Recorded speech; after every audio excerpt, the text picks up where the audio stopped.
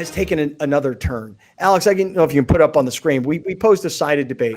Has America changed its tune when it comes to kneeling? And I at last I saw the percentages were like 65% of people were like, yeah, I feel very differently about kneeling. Very differently. 62 right now. 62%. By the way, I'm in that 62%.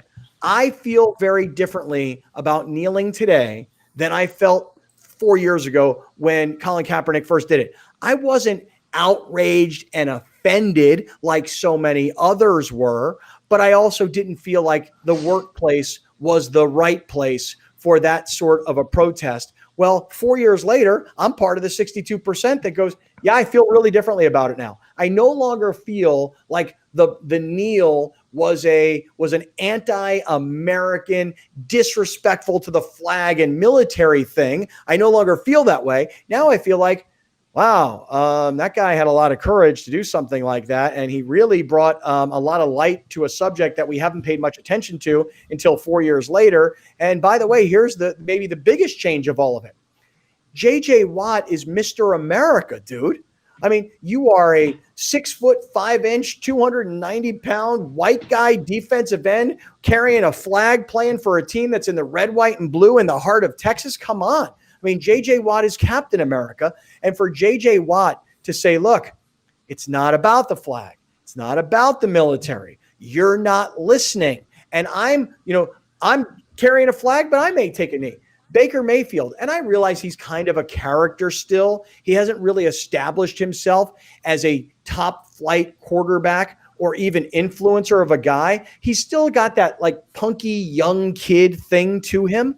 But for Baker Mayfield to be willing to say publicly when somebody says to him, hey, look, this is Ohio, bro. Don't be kneeling here. This is blue collar America.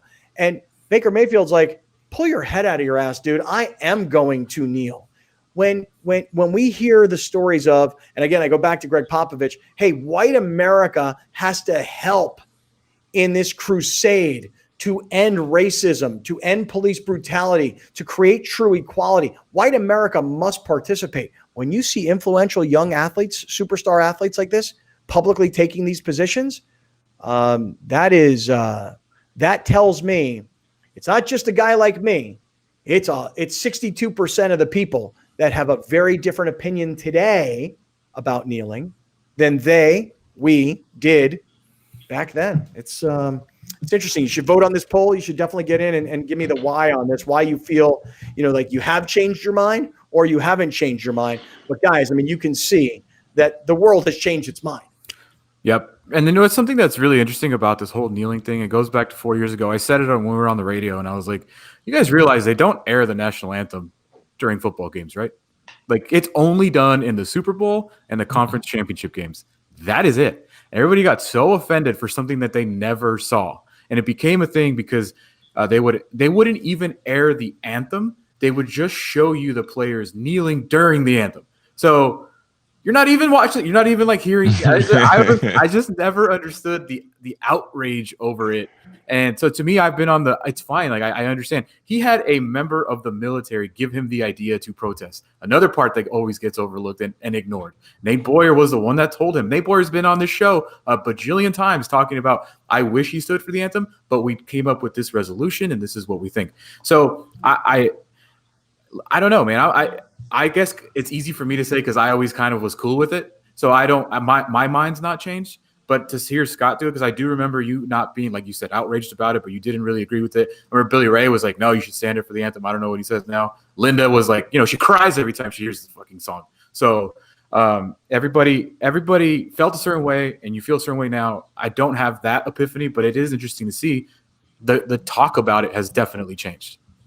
What I want people to do and what I've done, because I had to pull back on this, to be perfectly honest with you guys, I had to pull back on it from this sense of, don't be pissed off at the people that are here now listening and paying attention that were not when he initially did it. They got lost in the message of the way it was politically mixed up with the cake, and then the message got distorted. I have to tell myself, you cannot be upset with people because they didn't come then. You have to be welcoming to the people that are here now, because the end goal is to solve the issue, not to be first and be like, well, I was here first, blah, blah, blah. The end goal is to solve the issue so that everyone can move forward together And don't be pissed with the people that came late to the party. The point is everybody showed up and sang happy birthday.